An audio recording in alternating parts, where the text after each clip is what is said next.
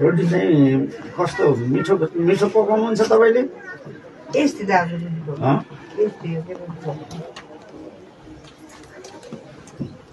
भएन त अलि भयो एकदम राम्रो बनाइदिन्छु मैले। हुन्छ